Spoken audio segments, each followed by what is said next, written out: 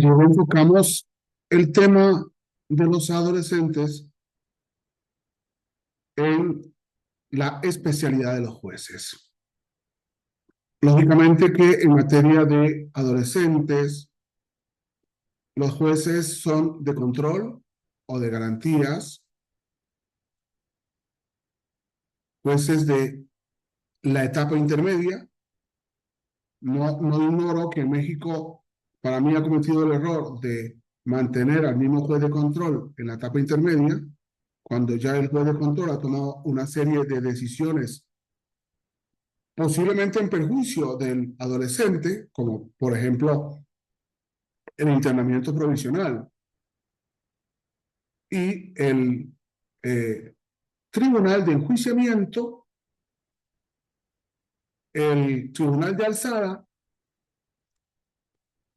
Y esta realidad nos lleva al planteamiento que hicimos en su oportunidad con los defensores, que estos jueces en adolescentes tienen que juzgar por mandato de la Corte en perspectiva de género. No es sencillo, porque en algún momento, y no creo que en otros momentos, yo he analizado la problemática de lo resuelto por la Suprema Corte. La Suprema Corte se ha ideologizado. Ese es quizás el problema más importante que tiene un juez hoy mexicano, y es que la Suprema Corte se ha ideologizado. ¿Qué significa que se ha ideologizado? Muy sencillo. La Suprema Corte ha admitido la ideología de género. Y al admitir la ideología de género, se ha dedicado más que a resolver desde la jurisprudencia, que me parece que es la labor más valiosa que le ha dado la Constitución política, dirigirnos a los abogados en todas las materias desde la jurisprudencia. La Suprema Corte ha asumido el tema tan aferrada a que ha producido una serie de protocolos, ha producido una serie de manuales, ha producido una protocolo de actuación para quienes imparten justicia en casos de adolescentes, un protocolo para juzgar con perspectiva de género, que ya tiene una segunda o tercera edición, un protocolo para juzgar con perspectiva intercultural personas, pueblos y comunidades indígenas, un protocolo para juzgar con perspectiva de discapacidad, un protocolo para juzgar casos que involucren personas migrantes y sujetas de protección internacional, un protocolo para juzgar en perspectiva de infancia y adolescencia, y 3 manuales: manual para juzgar en perspectiva de género en materia laboral, manual para juzgar en perspectiva de género en materia familiar y manual para juzgar en perspectiva de género en materia penal.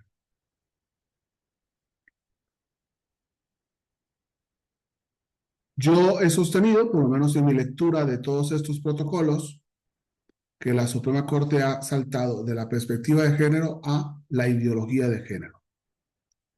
Por otro lado, cuando los jueces me preguntan cómo se juzga en perspectiva de género, eh, yo tengo una respuesta que para mí es muy sencilla, porque todos somos diferentes. Para no discriminar, el enfoque debe ser diferencial. Cuando me dice José Daniel, entonces, ¿usted no juzgaría en perspectiva de género? Claro que sí, porque el género es una de las 14 categorías antropológicas sobre las cuales no hay que discriminar. Punto uno. Punto dos. ¿Qué es juzgar en perspectiva de género? No discriminar. Y lógicamente la pregunta que se le hace al juez, ¿usted cuando juzga discrimina? Y el juez dice, no, tengo que resolver con justicia, y justicia es la perpetua voluntad de dar a cada uno lo suyo al imputado adolescente, lo suyo a la víctima adulta, lo suyo a la víctima adolescente, y por tanto el juez termina diciendo, es claro, en la perspectiva de género que es subjetiva nos obliga a juzgar según unos binomios muy complejos que nos ha producido la Suprema Corte. Por eso, la primera idea que tenemos que manejar es que el enfoque diferencial nos permite asumir el género, las preferencias sexuales y todas las demás categorías antropológicas, y por eso, primera idea, pues, es juzgar en perspectiva de género, es juzgar bajo un enfoque diferencial, no discriminar. La segunda idea que tenemos que hacer es que juzgar en perspectiva de género también es buscar donde hay una situación de empoderamiento. Es muy importante.